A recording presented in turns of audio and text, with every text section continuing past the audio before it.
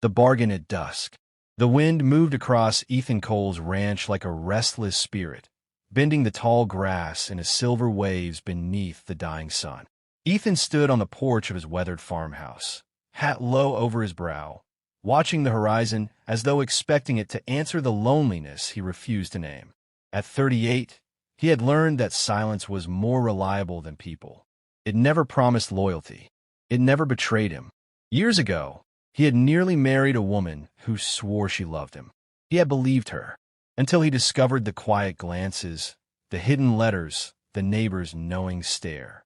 Since then, Ethan trusted only what he could mend with his hands or fence with wire. The ranch demanded effort, not affection, and that suited him. So when a battered wagon rolled up his long dirt road, just before nightfall, he felt irritation more than curiosity. The driver was Daniel Bennett. Daniel climbed down clumsily, the smell of whiskey preceding him like a warning. His shirt was half-tucked, his smile unsteady. In the back of the wagon sat a woman, hands folded neatly in her lap, posture rigid as carved stone. "This here's my wife," Daniel said, gesturing carelessly. "Clara." Clara Bennett stepped down only when Daniel yanked lightly at her arm. She moved cautiously, as though measuring the ground with invisible lines. Her pale blue dress was clean but worn at the hem. Her eyes, soft gray and unfocused, did not settle on Ethan's face. "She can't see," Daniel added with a shrug. "Hasn't been able to for years." Ethan felt something tighten in his chest. The woman's chin was lifted, but not proudly, defensively. A faint bruise shadowed her wrist where Daniel's fingers pressed. "I'm not running a charity," Ethan replied evenly. Daniel laughed too loudly. "Not asking you to. I'm offering you an arrangement." The word lingered unpleasantly between them. Daniel explained it bluntly. Clara was a burden, couldn't work properly, needed constant supervision. He had debts to settle and no patience left. He would sign over guardianship, legal papers already drawn, if Ethan provided compensation. Ethan's first instinct was disgust. No man should speak of his wife like unwanted livestock. Yet Clara remained silent, hands clasped tightly, head tilted slightly as if listening beyond their conversation. She did not protest. She did not plead. "Why me?" Ethan asked. "Because you're alone," Daniel said. "You've got space. And folks say you're decent." The word sounded accidental in Daniel's mouth. Ethan studied Clara more carefully. She had not once turned toward Daniel's face. But when the wind shifted and Ethan stepped closer, her breathing changed just slightly. She sensed proximity with precision. "You agree to this?" Ethan asked her directly. There was a pause, long enough to matter. "My husband makes the decisions," Clara replied softly.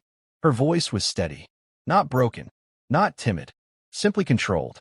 Ethan recognized that tone. It belonged to someone who had learned survival required silence. The papers Daniel produced were official enough to appear legitimate. Guardianship transfer, signed and notarized in a nearby town. Daniel had prepared this. "You're selling your wife," Ethan said flatly. "I'm giving her a better chance," Daniel countered, though his eyes never met Ethan's. The sun slipped lower, painting the land in amber and shadow. Ethan felt the weight of choice pressing against his ribs. If he refused, Clara would return with Daniel. If he agreed, he would be entangled in something morally murky. He thought of the bruise. He thought of the way she had straightened when he addressed her instead of being spoken about. "How much?" Ethan asked. Daniel named a figure. Too small for a life. Too large for a whim. Ethan went inside, retrieved the money he had saved for expanding his north pasture, and returned without another word. Daniel counted it greedily, signed the final line, and shoved the papers into Ethan's hands. "Pleasure doing business," Daniel muttered. Clara did not move until Daniel's boots crunched back toward the wagon. For the first time, her head turned slightly, as if tracking the sound of retreating footsteps. Daniel did not look back. When the wagon disappeared into the darkening road, silence reclaimed the ranch. Ethan faced the woman who now stood on his porch. "You're safe here," he said, uncertain why the promise felt heavier than the money he had just handed over. Clara's fingers loosened at her sides. "Safety," she repeated quietly, as if testing whether the word held substance. He guided her inside, describing the doorway, the step, the position of the table.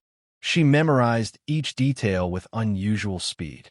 When he paused mid-sentence, she stopped precisely where the rug ended, as though she sensed its edge without touching it. "You'll have the spare room," Ethan said. "Thank you," she replied. Later that night, after showing her the layout and leaving her to settle, Ethan sat at his kitchen table staring at the guardianship papers. He had acted on instinct, not logic. He had intervened in a marriage that wasn't his concern. He had purchased responsibility. From down the hallway came the faint sound of movement. Not fumbling, not hesitant, measured footsteps. Ethan rose quietly and stepped into the corridor. A thin line of lamplight slipped beneath Clara's door. He hesitated, then shifted slightly, just enough to see through the narrow crack. Inside, Clara stood by the window. Her head was lifted toward the moonlit fields, and her eyes, no longer unfocused, were fixed clearly on the horizon. What the dark could not hide. Ethan did not sleep. He remained in the hallway long after the lamplight beneath Clara's door disappeared, his pulse steady but heavy with realization. He had not imagined it. The stillness of her posture at the window had not belonged to a blind woman sensing moonlight. It had belonged to someone watching it. By dawn, he had decided on one thing. He would not confront her recklessly. Truth, like a skittish horse, required patience. Morning unfolded with deceptive normalcy. Clara sat at the kitchen table, hands wrapped around a porcelain cup. When Ethan entered, her gaze drifted slightly above his shoulder, unfocused once more. "Good morning," she said gently. Her composure unsettled him more than any confession might have. If she was pretending, she did it flawlessly. "Morning," he replied, studying the subtle precision of her movements. She did not grope for the edge of the table. She adjusted her chair without knocking it against the floorboards.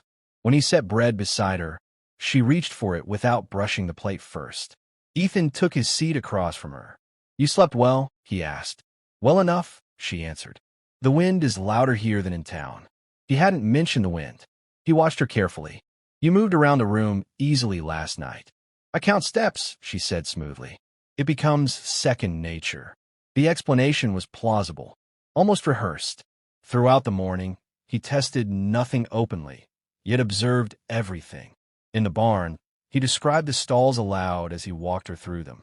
She trailed a step behind him, her fingers grazing wooden beams lightly, but never colliding. When a horse shifted abruptly, she turned her head before the sound fully registered. "You're not afraid of them," he noted. "They're honest creatures," she replied. "They don't disguise their temper." The words carried weight. Ethan recognized bitterness concealed beneath restraint. By midday, suspicion had matured into certainty. Clara Bennett could see. The question was no longer whether she was blind. It was why she had chosen to be. He found his answer sooner than expected. That evening, while stacking firewood outside the house, Ethan heard hooves on the dirt road. His shoulders stiffened. Only one man would return so soon. Daniel Bennett rode in without dismounting, his expression sharp with irritation rather than drunken haze. "You didn't think I'd disappear quiet, did you?" Daniel called. Clara emerged onto the porch at the sound of his voice. This time, she did not lower her head. "I came for what's mine," Daniel continued, eyes sliding between them. "Heard rumors already. Town's talking." Ethan stepped forward, calm but firm. "There's nothing to talk about. You signed the papers." Daniel laughed harshly. "Papers can be undone, especially if I claim coercion." Clara's hands tightened at her sides. "You want more money," Ethan said flatly. "I want fairness," Daniel countered, though greed gleamed plainly in his stare. "Or I take her back." At that, Clara spoke. "You forfeited that right," she said quietly. Daniel's attention snapped to her. "You don't speak unless told." For a split second, Clara's gaze locked directly onto his face, clear, unwavering. Daniel faltered, confusion flickering across his features. Then she shifted her eyes slightly off-center, the illusion restored. Ethan did not miss the moment. "Leave," Ethan said, voice low but edged with steel. "You made your choice. Daniel leaned forward in the saddle. You think she's helpless? You think she won't ruin you same way she ruined me? The accusation hung strangely in the air. Ruined you how? Ethan asked. Daniel smirked. Ask her what she sees when she closes her eyes.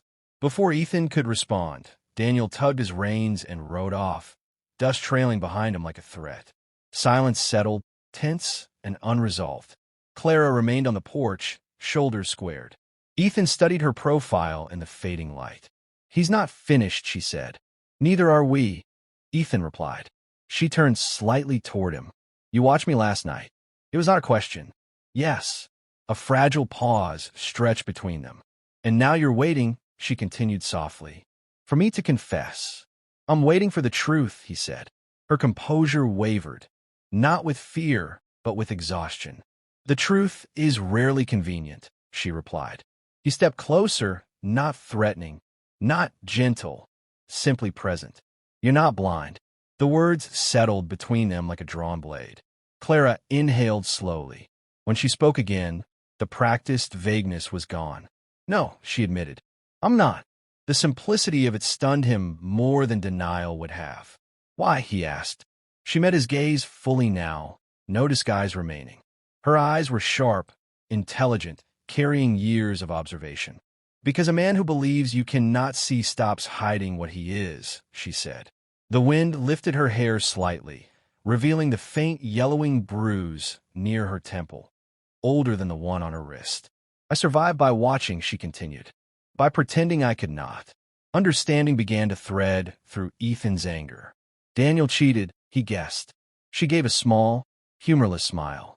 Cheated, lied, paraded women through our house while I sat at the table like furniture. Her voice did not break. It hardened. He said it didn't matter. Said I lived in darkness anyway. Ethan felt heat rise behind his ribs. So you let him sell you, he said slowly. I let him think he had power, she corrected. There's a difference. The ranch stood quiet around them, the sky bruised with approaching night. Ethan realized the central conflict had shifted. It was no longer about deception alone. It was about trust. You should have told me, he said. I didn't know if you were different, Clara replied. He could not argue with that. Daniel's threat lingered like distant thunder. If he returned with accusations, scandal could follow. Ethan valued reputation less than truth, but truth could destroy them both. Clara's gaze softened slightly. If you want me gone, say it now. I can leave before he comes back with more lies. Ethan considered the simplicity of dismissal. Instead, he shook his head. No, he said. If you want to fight, he'll get one. But not over a lie. Clara studied him carefully, as though measuring a man for the first time without disguise. In the distance, another faint echo of hooves carried through the wind. Daniel was not done, and neither, Ethan realized, was Clara, what she chose to see. The sound of hooves did not fade this time. Ethan stood at the edge of the porch, shoulders squared, as Daniel Bennett rode back into the yard just as the last streaks of daylight bled into dusk. Clara remained beside Ethan, no longer pretending, her gaze steady and unhidden. If Daniel noticed the difference now, he concealed it behind a crooked smile. He dismounted slowly, theatrically brushing dust from his coat. I gave you both time, Daniel said. Thought maybe you'd come to your senses. Ethan did not answer. He had learned that men like Daniel thrived on reaction. Daniel's eyes shifted to Clara. Miss me? Clara's expression did not flicker. No. The simplicity of the reply unsettled him more than anger would have. He took a step forward, lowering his voice. You think this rancher can protect you? Daniel asked. You think he's different? Ethan felt the question land heavier than intended. Clara had asked him something similar only hours ago. You signed the guardianship papers, Ethan said evenly. You forfeited your claim. Daniel laughed, but there was tension beneath it. Claim? That's a curious word. Makes her sound like property. You made her sound like property, Ethan replied. For a moment, the air sharpened. Daniel's gaze hardened.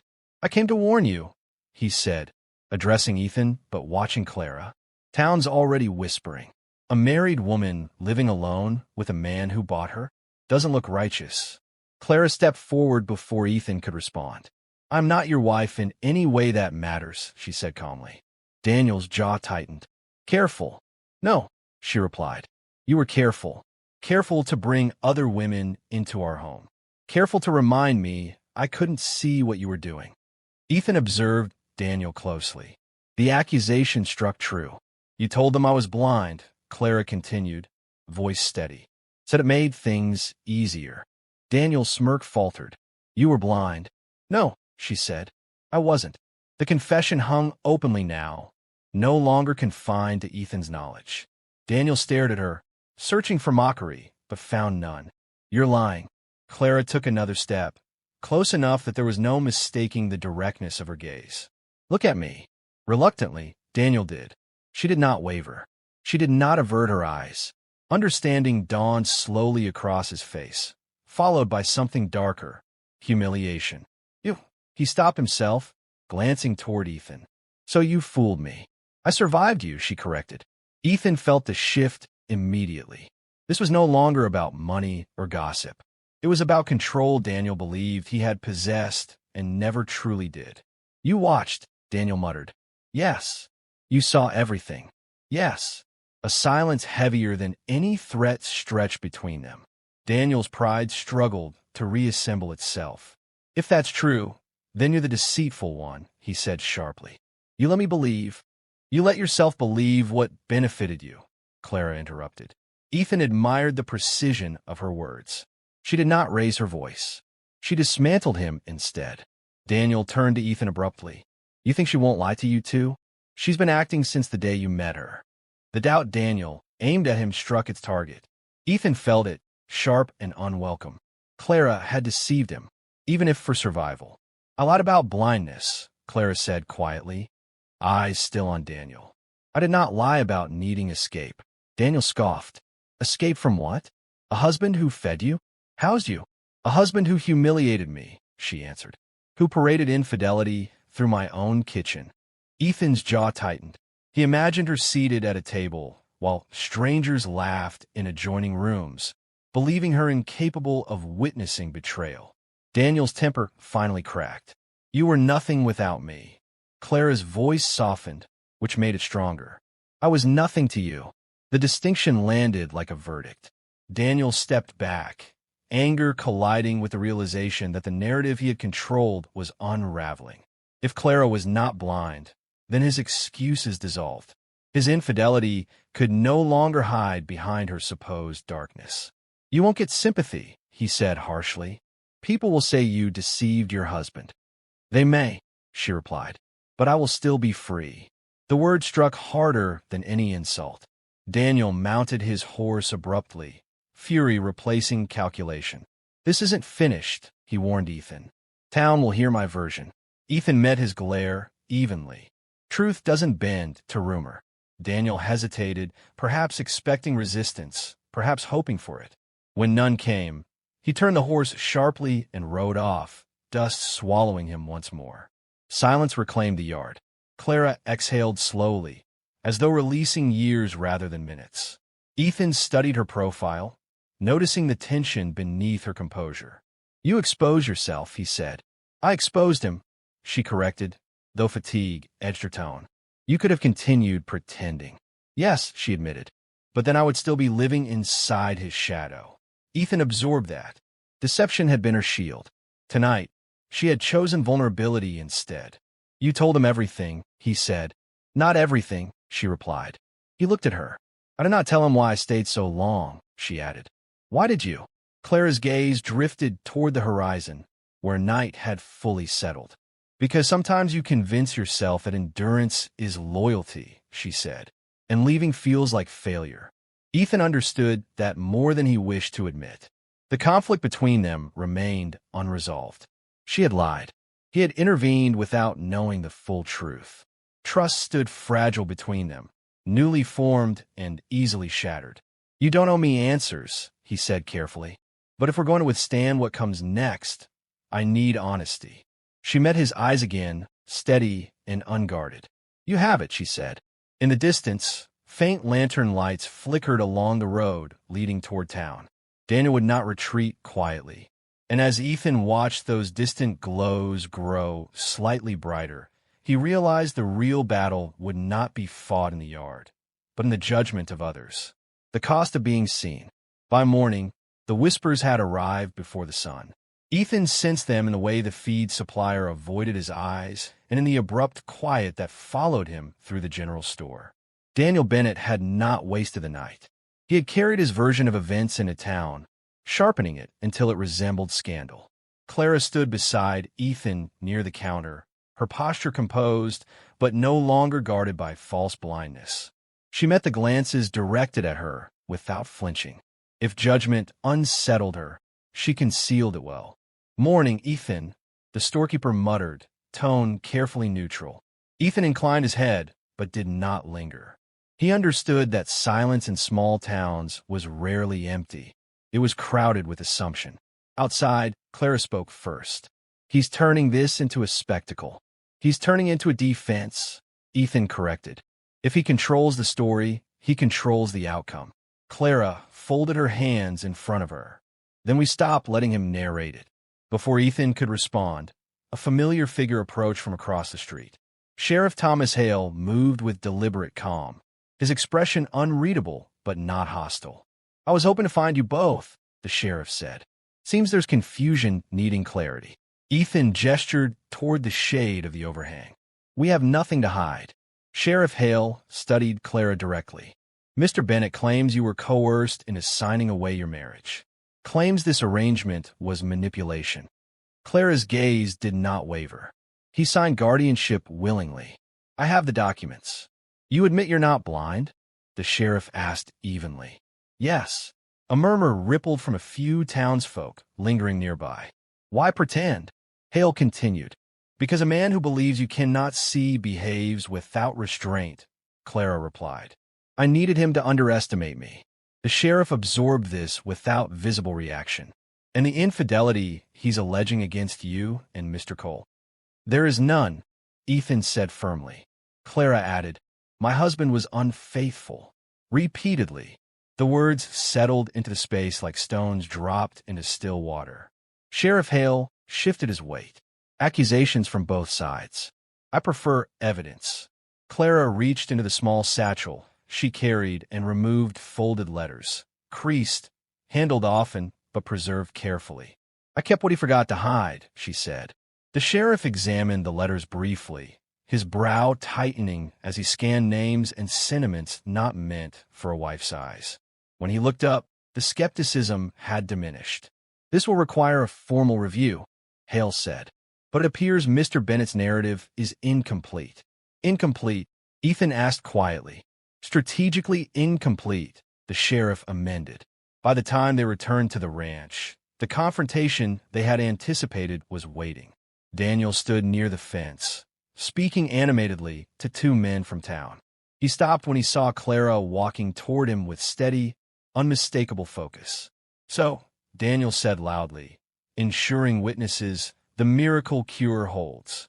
Clara did not slow. "The miracle is that you thought deception belonged only to me." The men exchanged uncertain glances. Daniel spread his arms. "Tell them how you tricked your own husband. Tell them how you spied." "I observed," she corrected, "and I endured." Ethan stepped beside her, not in front, allowing her space to speak for herself. Daniel's confidence flickered as the sheriff approached from behind. "Mr. Bennett," Hale called. "We'll discuss your letters at the station." Daniel's expression hardened. "Private correspondence proves nothing." "It proves intent," the sheriff replied calmly, "and contradicts your claims." For the first time, uncertainty eclipsed Daniel's anger. "You're siding with her?" he demanded. "I'm siding with facts," Hale said. The two townsmen stepped back subtly, distancing themselves from Daniel's unraveling certainty. Clara's voice softened, but carried clearly. "You told me I saw nothing," she said, "but I saw who you were." Daniel stared at her, as though encountering a stranger. Ethan watched the final shift. The moment Daniel understood that the power he wielded had depended entirely on her silence. "You think this makes you righteous?" Daniel asked bitterly. "No," Clara answered. "It makes me free." Sheriff Hale gestured toward the road. "Let's go."